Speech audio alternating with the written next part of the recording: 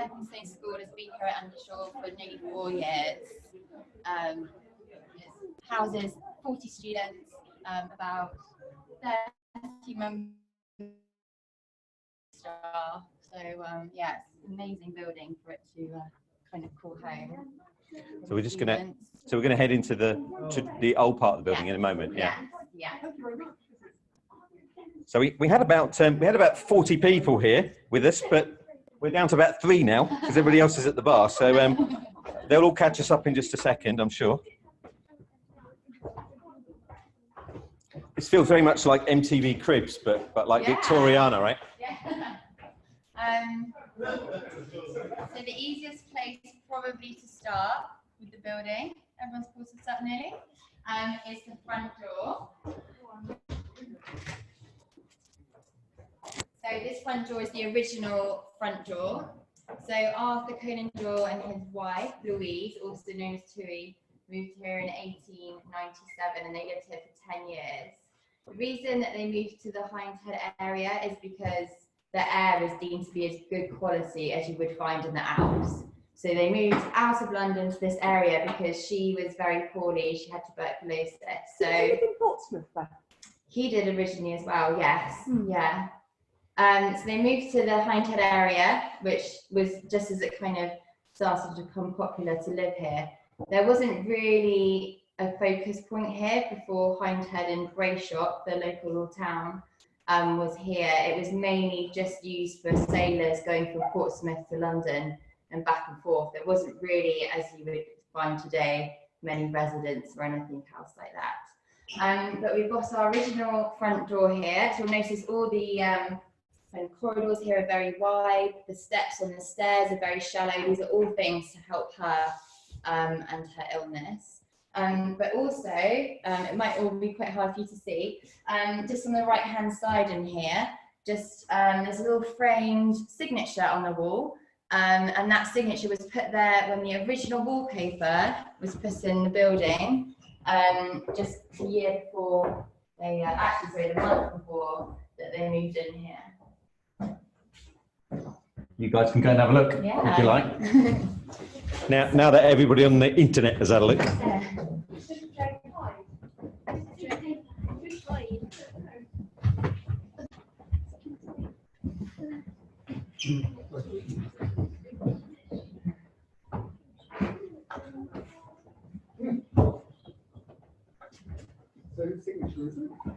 They're actually not sure. It's not the architect. So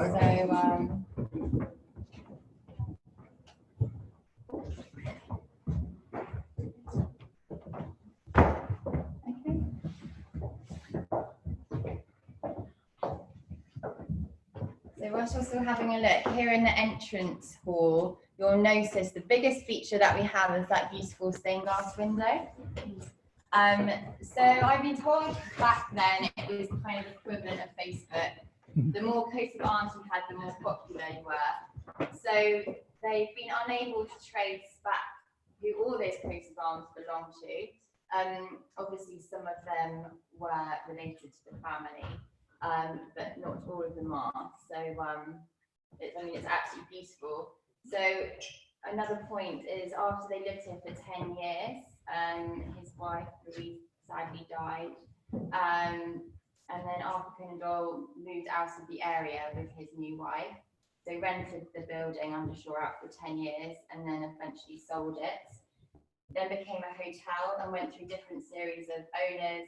Went into time of disrepair. So to have this stained glass window still here is really remarkable. All these years later, it has been, yeah. The whole building has been restored. Is the glass the same? Or is it no, not all the glass is the same. No. Some of it was replaced. Yeah. For those of you in the building, as we go around, you'll be able to see photos in the rooms of how derelict the building was. I mean, Steve, you know as well how. I mean, you would have water coming through the ceilings. I mean, it was uninhabitable. It was actually quite difficult to go around it when it was derelict. So I did a BBC documentary and went round with the documentary maker, and we had to be really, hard hats and really watch where you were stepping because it was in terrible state. Yeah, it's really sad. And also for those of you, if you want to pop into our, what is now the canteen area, you can then see the stained glass window from the other side, which is quite nice as well. Well, let's go into the canteen, guys, on the internet and have a look at it from the other side. So you can see from this is the canteen side for the stained glass window. So this is the canteen for the staff. It's quite incredible because the stained glass window is right in the middle of the house. So it means there's a lot of light that comes through the centre. No, so this wasn't here, I believe, originally. The other side of the white door there, which is now our kitchen, was also the kitchen at the time. But yeah, from the photos, it's just pretty derelict, really. From what we know, yeah. And it was a hotel for a while, wasn't it? Yeah, a long, long time, yeah. So was this window originally outside, or was it always been inside the house? From my knowledge, it was outside. Okay. Yeah. Yeah. I'm aware some of you probably know far more than I do, but yeah.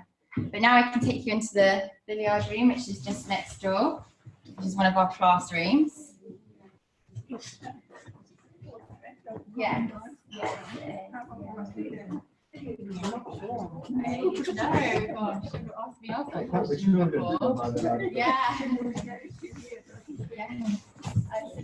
So we're just heading into one of the classrooms now. So Undershaw has been transformed into a school. So most of the rooms are now working classrooms, but they still retain a lot of period features.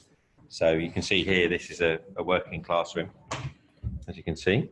So I'm afraid it's looking a little bit messy today. I think they were quite eager to leave on a Friday afternoon. But you can see, beautiful original fireplace there that's been restored. So one of the things I really love about this building is the fact that you've got lots of original features in each of the rooms. Yeah. So the probably thing that people notice most is how large this room is for a billiard room. So it's probably where all the gentlemen congregated in the evenings. And then the fireplace is at quite a jaunty angle. It was designed like that, so when you're playing billiards, your cue doesn't go back and get potentially set alight to from the fire. So everything was very well thought through at the time.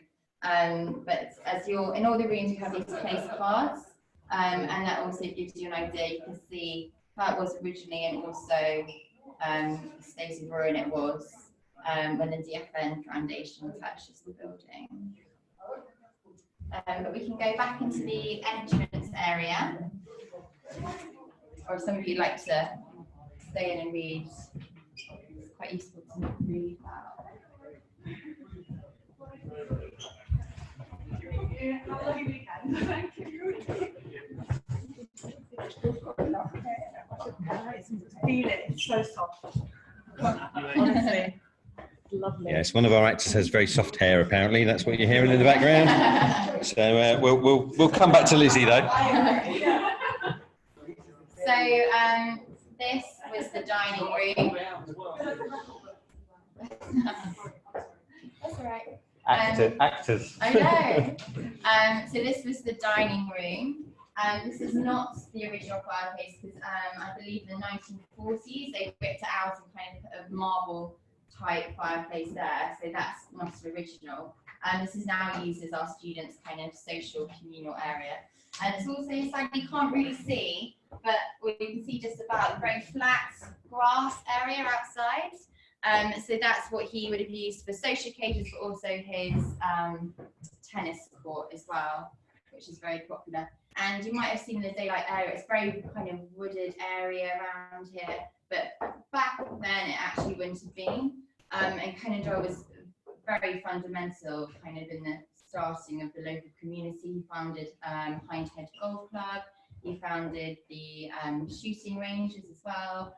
We hear lots of different stories from the local historians who tell us how he used to set up turnips, sounds quite strange, along the outer side of the garden there, and used to say, and then used to stand where your cars are parked and just shoot and try and hit the turnips from the other side of the garden. But I think he's a very social gentleman, so he always had lots of guests here to kind of entertain. Is the school a boarding school? No, so school is for day students. So we're an independent school, but funded by the local authority. Students are individually, and they travel far and wide. There's someone who travel an hour and a half every day to come to the school. So from London, from Hampshire, East Sussex, West Sussex, and obviously Surrey as well. So yeah, they do come far and wide. And now probably one of the most important rooms that you want to see, which people love, obviously. It's quite small, so we might have to take it in turns to go in and out, but this is the study, the famous study, which is now our head teacher's office, so a bit scary going in, because you're not going to get told off. But this is pretty much how it would have looked back in the day, with his desk prominent. And then you can also have up on the wall here some photos of him. He was also one of the first people to have an area to own a car and motorbikes and things like that. So, and he was very philanthropic as well. So it's a beautiful room with amazing views. And then also you have a hidden door here. Here we go, which goes down to our basement, which is thought that would have kept his wine down there. Do you know how many times I've been in this room and didn't notice that door? Oh, I know that's it's. one thing. I know it's actually quite obvious that Yeah. there's a kind of a door there, but I must have been in here a couple of dozen times, and Yeah. your eyes always go to the desk because you know that's where we wrote Hand of the Baskervilles and the other Sherlock, some of the other Sherlock stories, but I never knew about the door. Yeah. Our students are intrigued. They're like, can we go into the basement? What's in the basement? Is the desk original? No, it's not. No. But talking of originals, Steve will know far much more about this than I would. But we have some lovely books in our bookcase and lovely So my publishing ones as well. Yeah, my favourite story about this was that the school asked for people to bring books, if they had books from Conan Doyle and from that era, to go into his study. And one day they turned up and there was a box of books on the doorstep, and inside was a Hound of the Baskervilles first edition, which is worth more than most cars, right? And somebody had just left it in a box. It could have got caught in the rain, and they just left it on the doorstep because they had it in the house. And I'll give it to the school. But as Lizzie said, there's the MX book of New Sherlock Holmes stories on the shelf there. 18 volumes now, so the last 3 volumes are on there, and there's some nice other Sherlock Holmes writers like Bonnie McBird. So Bonnie's been to the school and done some teaching here as well. So Bonnie's most famous for writing the film Tron. She's now a Sherlock Holmes writer. But there's lots of old first editions and old books on the shelf. And of course, the Deerstalker up the top there. If you look on the top shelf, there's a Deerstalker and a pipe. Yeah, just in case. Just in case. Yeah. Is there any original furniture in here? No. Or paintings? No, unfortunately. We've got some amazing photographs around the building, but also upstairs in storage, of the architects of his family, things like that, which is great. But unfortunately, I mean, it's been quite a long period of time since he lived here. Not much has really survived, unfortunately. But if you get a moment later to sit in that chair and sit at the desk and just imagine that in that very area, in that very corner, words of the Hound of the Baskervilles and some of the most famous works and the father of all modern crime fiction sat there and wrote.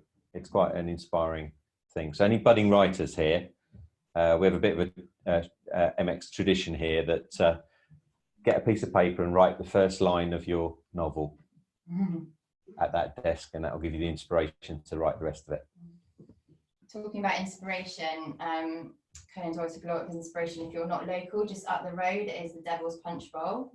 So obviously he used to go up there walking quite a lot, and it said the fog and the spookiness of it there really kind of captured his imagination, especially for Hound of the Baskervilles.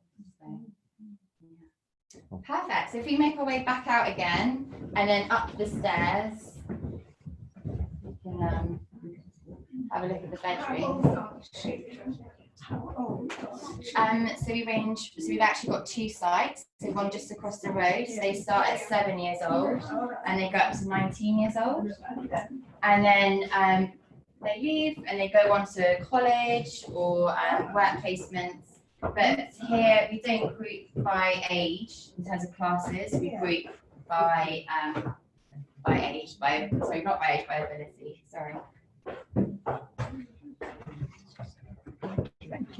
Okay, it's quite a small room, so Yeah. we have to do it in kind of groups. Yep. As Lizzie was saying before, these steps that we're walking up are actually very, very shallow. They're the most shallow steps I think I've seen, and this was basically so that Sir Arthur Conan Doyle's wife, who was unwell, was able to get up the stairs easily. What a lot of people miss is that there's actually another beautiful stained glass window heading up the stairs as well. So there's actually quite a few. There's 3 or 4, isn't there? In the original building, but we've got the 2. Yeah. So it's worth noticing from the stained glass window up here that you've got the thistle for Scotland and the rose for England, as he was Scottish and she was English.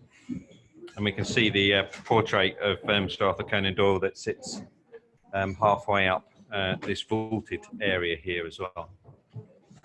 What I like about the way the building has been restored is that a lot of the attention to detail to try and get the original materials from the era as well. So if you look at the floors, it's quite incredible original wood from the turn of the century that was used to do the floors, for example. So we can head into our English room.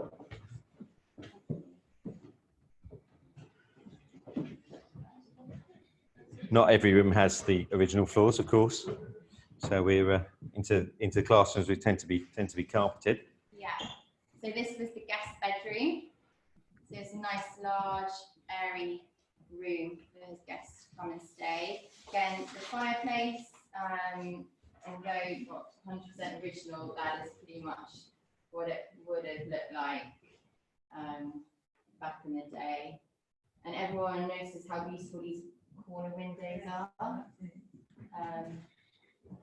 Again, it's a listed building, obviously, so it's grade 2 listed. So and look at these windows, guys. Everything are really unusual setting in the corner there. Are as close to the original as kind of possible. Conan Doyle had quite a hand in the design of the building, didn't he, Lizzie? Yeah. I think mainly because of his wife being so poorly. That's why he kind of took such an interest in it. And the windows are unusually large in terms of the amount of light they let in. Yeah. An airy kind of building, really, isn't it? It's so nice. So the next door, we've got. Sorry. So I believe the door originally would have been here, rather than where it is now. So this would have been the children's bedroom, hence why you've got 2 fireplaces. Oh, it would have been two rooms. Yeah. So Kingsley and Mary were his first 2 children. When he went on and remarried, he had more children. No. And Mary, I'm not 100% sure about Kingsley, but Mary is actually buried in the village churchyard. Again, the fireplaces are similar to how they would have been back in the day, but this is currently our post-16 classroom, so all our students that have done some of the GCSEs or BTECs or entry-level exams then enter into our 6th form equivalent, and their main focus is to think about life after stepping stones. So get work experience, learn how to write a CV, learn about resilience and communication and all these things that really help them in the kind of life outside of stepping stones and in the big bad world. Take the children all the way through to 18. 19. 19. Yeah, because we group by ability and not age. So there's always some students that might not be ready to leave quite yet, which is absolutely fine. Oh, is this mentally or physically Yes. disabled? Oh, sorry. Sorry.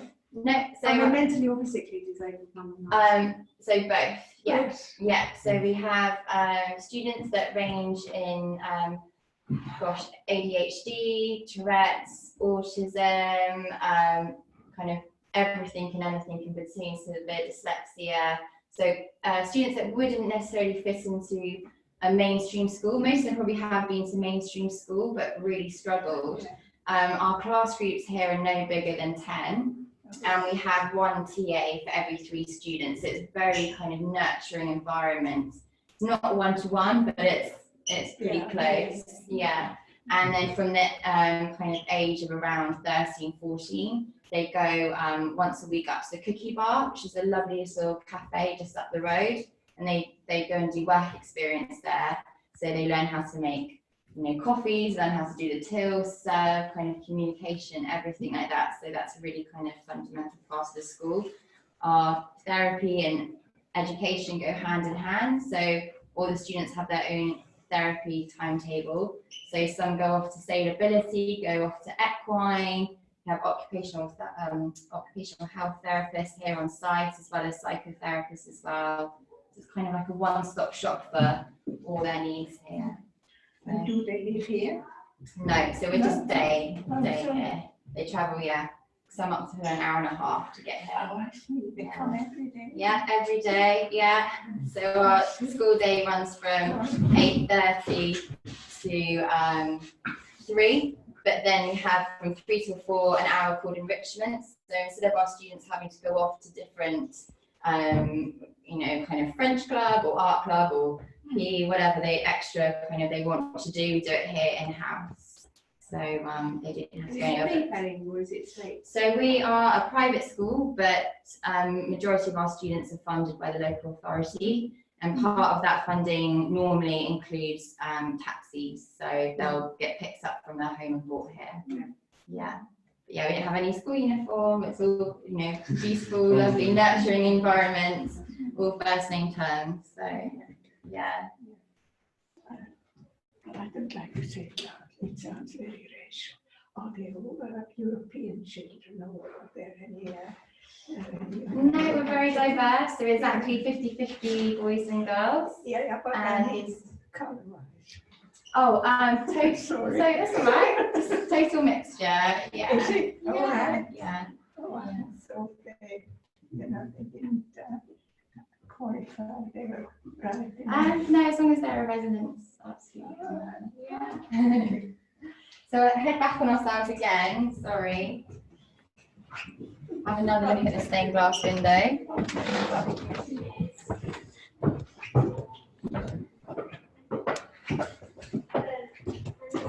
So just behind you, see, that's a very popular area. That would originally have been a bathroom, just on your left, but it's now, as you can see, there's a dog bed. So we have a therapy dog called Watson, and he's here every day. Where is he? Where's he now? Oh, he's at home tonight. He's got a day off. So he's amazing. If any of the children are feeling anxious, or he's just great. They, the TA and a student, they just grab Watson and they go on a dog walk up to the Punchbowl, and it helps diffuse kind of any situation. Just a random allocation of name, Watson. Yeah, I mean, Watson. what a clue. Yeah, it's entirely coincidence. Yeah, so this is our beautiful library, which is unfortunately at the moment a temporary office for our therapy team. So this is one of the buildings that was most seriously kind of wrecked, unfortunately, mainly because the flat roof above the window was totally broken, so all the water kind of seeps in here. So as you can see, beautiful windows. This was his wife's bedroom, so arguably one of the best rooms in the house, definitely. Got to give your wife the best. Yeah. You can find some pictures online of how devastated this room was, but I do remember coming in here when it was derelict, and it really was. Yeah. in a complete Yeah, state. It's one of my favourite rooms here. yeah, this is my I want favourite. a bookcase like that. Yeah. I think when Dan Andriaco in Ohio sees this, he's probably the only guy who's got bookshelves very similar to this, but they're all full of Sherlock books over in Ohio. So, Dan, this is for you. Yeah, this is how you do shelves. So the little door behind you, just next to the clock, there's a little entrance into Conan Doyle's bedroom, which is next door. So they had separate bedrooms, but we can show you now. It's much smaller, not as nice. So she definitely had the best room in the house.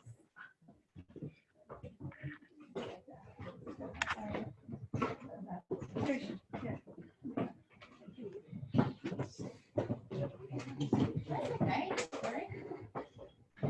Now you can see the challenges, guys, on the internet of trying to navigate best part of 45 people around a house with very small corridors built in the 1900s.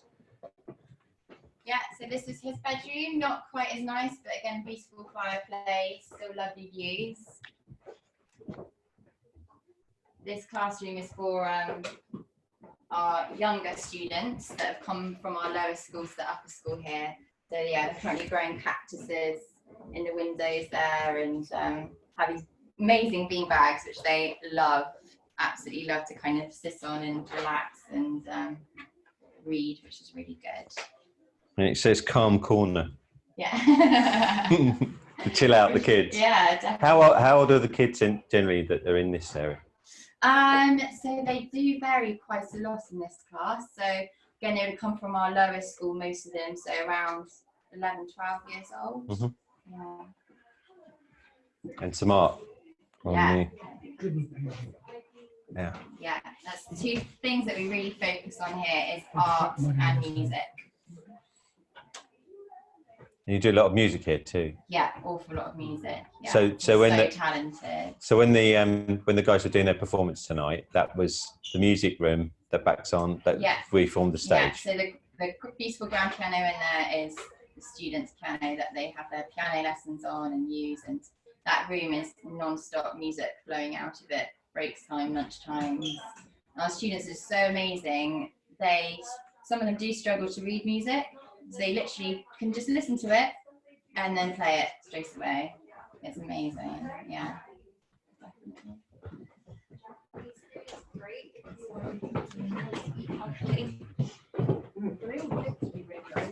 Yeah. And then this is coming to the end, really. We go into the new parts. Right, guys, we're as exciting. So we're gonna wrap it up here for you guys. I hope you really enjoyed this evening, and I hope that you get a chance to visit this amazing school. And a huge thank you to Lizzie for taking us around on the tour. And look forward to all your emails and comments online. Thank you so much for joining us from all over the world. Cheers.